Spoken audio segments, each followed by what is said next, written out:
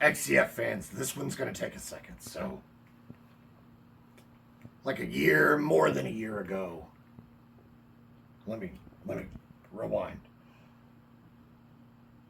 The pandemic, I spent pretty much the entire time in isolation, working on myself, taking care of my children. Very rare appearances on wrestling shows, and when I did, they were sporadic, and I just wasn't there. I kept working and working. I got to a point where I liked myself. And that was a rarity. So I receive a phone call like a year and some months, I'm not quite sure, from XCF management. They propose me managing Kong at the arena.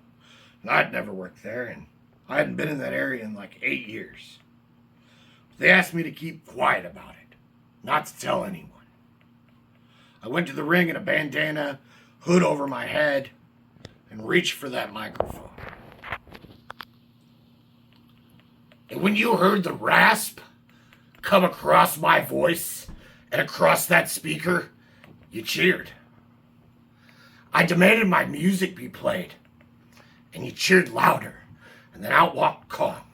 And from that moment on, it's just been fun. The best time I've had in pro wrestling. I mean that.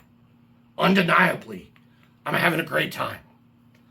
But Todd keeps pushing me.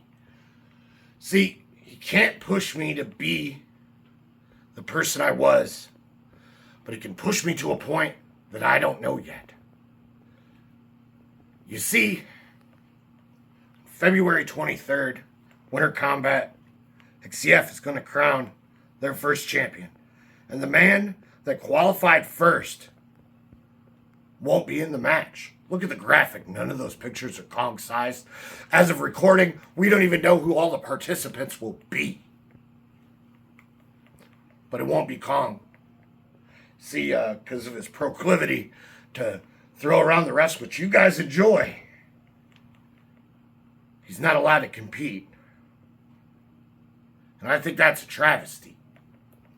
I think it's your loss. I think it's the company's loss. Kong is the face of this company.